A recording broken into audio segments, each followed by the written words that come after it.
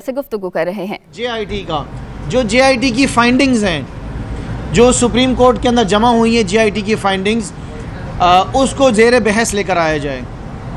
ये मैं समझता हूँ कि सिर्फ सूबे सिंध का नहीं, सब पूरे पाकिस्तान का सबसे अहम मामला है। जिस तरीके से फ़ेक अकाउंट्स के बारे में बात की गई है, जैसे कि बताया गया है कि किस तरीके से जाली अकाउंट्स बनाए गए और किस तरीके से उनको अपने ज़ाती ख़र्चे अखराजात के ऊपर इस्तेमाल किया गया। जिस तरीके से फाइंडिंग्स में बताया गया है कि कैसे सहूलत कार बने, JIT में बताया गया है चीफ़ मिनिस्टर साहब जिनको ज़िम्मेदारी ये दी गई थी कि ये अमानत है, ये सूबा सिंध अमानत के तौर पे दिया गया CM सिंध को कि ख़यानत ना करें, और हालात ये हैं कि वही सहूलत कार निकले अकॉर्डिंग टू JIT।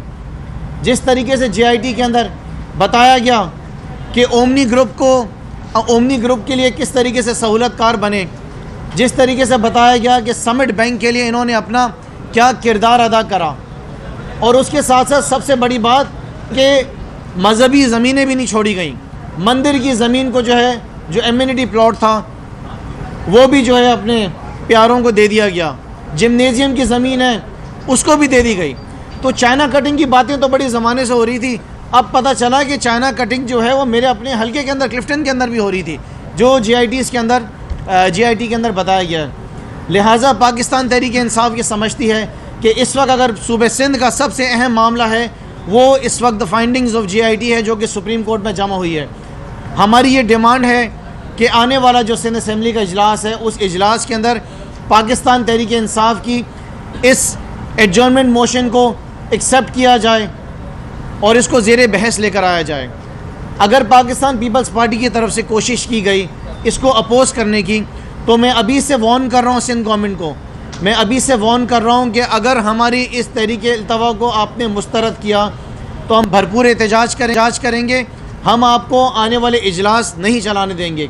अगर आप गिल्टी नहीं हैं, आपके दिल में चोर नहीं है, आप अगर सादिक और अमीन अपने आप को समझते हैं, तो आने वाले इजलास में इस एडजर्नमेंट मोशन को आप एक्सेप्ट करेंगे और ज़ेर बहस लेकर आएंगे। ऑपोजिशन की जितनी भी जमातें हैं, चाहे वो MQM हो चाहे वो GDA हो, हर कोई ये चाहता है कि इस मामले को ज़ेर बहस लेकर आया जाए। चीफ़ मिनिस्टर सिंध आने वाले इजलास में सिंध असम्बली में आएँ और खड़े हो के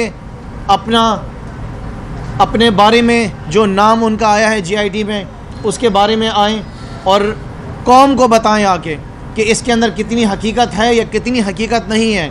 JIT की फाइंडिंग्स बिल्कुल सुप्रीम कोर्ट में जमा हो गई हैं और उसके ऊपर इन्वेस्टिगेशंस भी होंगी, आपको भी मौका मिलेगा। लेकिन ये जहाँ पर मैं खड़ा हुआ हूँ आज, ये सिंध असम्बली जहाँ पर हम वोट लेकर आए हैं, जहाँ पे हम आइन साजी करते हैं, मैं समझता हूँ कि सबसे पहले आपकी ज़िम्मेदारी है कि इस ऐवान के अंदर आप आएँ और यहाँ पर आके आवाम को उन सारे अरबों रुपए का हिसाब दें जो JIT के अंदर आपके ऊपर इल्ज़ामात लगे हैं CM साहब। अच्छा फरमान साहब फरमाइएगा, जैसे आपने कहा कि वज़ीर आला साहब आए और ऐवान को बताएं, तो क्या ये समझे कि वज़ीर आला सॉरी क्या बोला आपने? आपने अभी फरमाया कि वज़ीर आला सिंध आए और ऐवान को बताएं JIT के हवाले से भी उनका नाम भी आया है एक सहूलतकार के तौर पर, तो क्या हम ये समझें कि अपोजिशन की जानिब से वज़ीर आला सिंध को सादिक और अमीन पर शक व शुबात पैदा हो गए या उनको डिक्लेयर किया गया आपकी जानिब से? बिल्कुल जनाब, हमें शकूक है।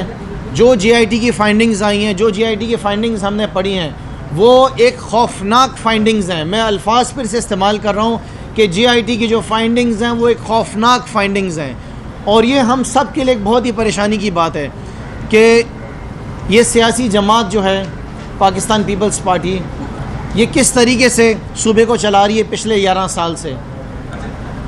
लिहाजा ये बहुत ज़्यादा ज़रूरी है, ये हिसाब देना ज़रूरी है। हम यहाँ पे खड़े होकर आपसे डिमांड कर रहे हैं कि सिंध को इंसाफ दो, 10 साल का हिसाब दो। भाई ये बताएं कि PTI की तरफ से बारहा मुतालबा आता रहा है कि मुराद अली शाह मुस्तफ़ी हो, क्या आप सिंध असम्बली में अक्सरियती जमात पीपल्स पार्टी में कोई ऐसा शख्स नज़र आता है जिस पर आप लोगों का एतमाद हो, जिसे वज़ीर आला मुराद अली शाह की जगह वज़ीर आला बनाया जाए? दूसरा ये बताएं कि आप भी अपने उस रेजोल्यूशन पे नादिम है जो आपने सिंध असम्बली में कैप्टिव पावर प्लांट्स को अपनी दिलवाने के लिए मंजूर कराई? देखिए जनाब, हमें इससे कोई गर्ज नहीं है कि पाकिस्तान पीपल्स पार्टी किस शख्स को अपना चीफ़ मिनिस्टर बनाती है। मेरे ख़्याल से जो इस वक्त पीपल्स पार्टी हकीकी के लोग हैं उनको अगर बना दे तो मेरे ख्याल से बेहतर होगा। पीपल्स पार्टी जरदारी से अगर किसी को बनाया जाएगा तो वो काबिल कबूल नहीं होगा। इस जमात के अंदर अब दो ग्रुप हैं, एक पीपल्स पार्टी हकीकी और एक है पीपल्स पार्टी जरदारी। देखिए, मैं आपसे फिर से अर्ज़ करूं कि ये वो पीपल्स पार्टी नहीं है जो जुल्फ़िकार अली भुट्टो साहब की पीपल्स पार्टी होती थी, ये जरदारी साहब की पीपल्स पार्टी है। जिस शख्स को चीफ़ मिनिस्टर बनाना चाहते हैं बनाएं, लेकिन हम ये डिमांड कर रहे हैं कि मुराद अली शाह साहब, जिनका नाम JIT के अंदर वाज़े तौर पर बार बार बताया गया है, उनको फौरी तौर पर तब्दील किया जाए।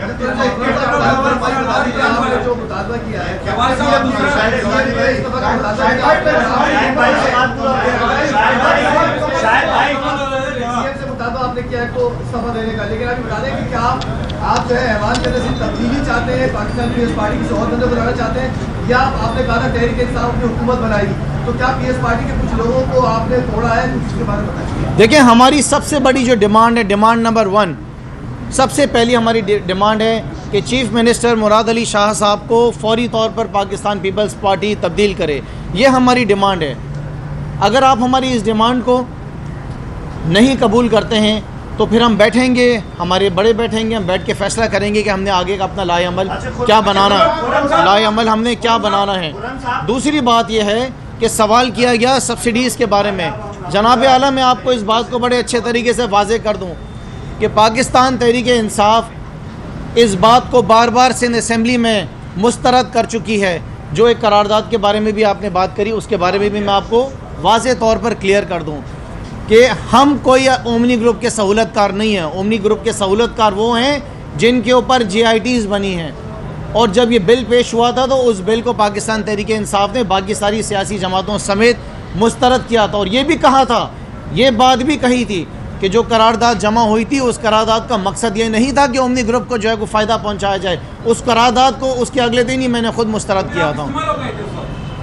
जी, अच्छा, ये बता दो, एक तो आप MPA हैं, रुकने सिंध असम्बली हैं, लेकिन गुज़श्ता प्रेस कॉन्फ्रेंस में आपके अंदर एक डिक्टेटर झलक रहा था। आपने कहा कि हम 5 साल अब मज़ीद बर्दाश्त नहीं करेंगे और हम इस हुकूमत को गिराएंगे, क्योंकि लोगों का वोट लेकर आई हुई है, आईनी तरीके से आई है, उसको कैसे आप गिराएंगे।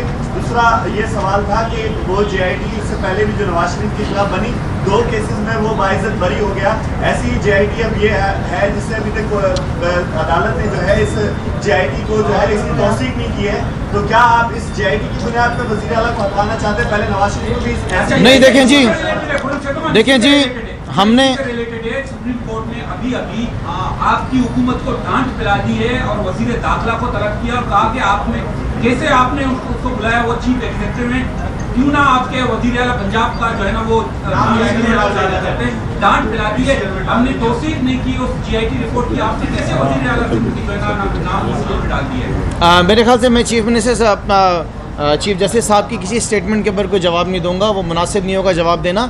लेकिन मैं आपसे बताऊंगा कि एक मेंबर प्रोविंशियल असम्बली होने की हैसियत से ये मेरा हक बनता है, ये मेरी ज़िम्मेदारी बनती है कि सिंध की आवाम ने जो मुझे वोट दिया है, जिस वोट की बुनियाद के ऊपर आज मैं इस ऐवान के अंदर आके बैठा हूँ, हम सब इस ऐवान के अंदर बैठे हैं, ये हमारी ज़िम्मेदारी है कि अगर सूबे सिंध के अंदर इस तरह के करप्शन के मामलात अगर हाईलाइट होते हैं तो उसको ज़ेर बहस लेकर आना, उसकी डिमांड करना, ये हमारी ज़िम्मेदारी है। और आज से पहले भी हमने डिमांड किया है। आप सब ये बात जानते हैं, सब सहाफ़ी जानते हैं कि ऑडिटर जनरल ऑफ पाकिस्तान की जो किताबें छपी हैं, जिसके अंदर अरबों रुपए नहीं खरबों रुपए की रेगुलरिटीज़ आई हुई हैं, टेंडरिंग प्रोसेस के बारे में बात हुई है, उसके बारे में हमने एक दफ़ा नहीं बेशुमार दफ़ा असम्बली के फ्लोर पे जनरल मोशंस लेकर आए हैं। उसी तरीके से जैसे पहले के तहरीक अल्तवा आया करती थी, उसी बुनियाद के ऊपर ये तहरीक अल्तवा भी हमने उसी बेसिस पे जमा कराया है और इंशाअल्लाह ताला आने वाले इजलास के अंदर बात की जाएगी।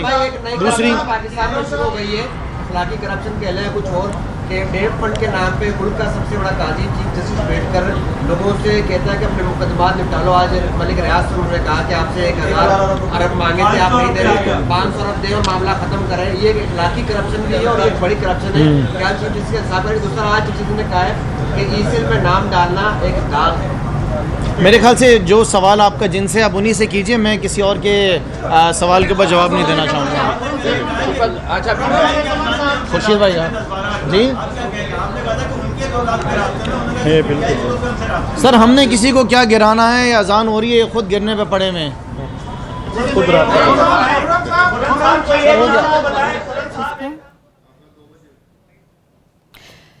रहनुमा पीटीआई खुर्रम शेर जमान मीडिया से गुफ्तगू कर रहे थे। उनका कहना था कि सुबह सिंध मुराद अली शाह को इमानत के तौर पर दिया गया, उसमें खयानत ना करें ये उनसे कहा गया था, लेकिन वो इसमें सहूलतकार बने। चाइना कटिंग के हवाले से उन्होंने कहा कि चाइना कटिंग तो मेरे अपने हल्के में भी हो रही थी।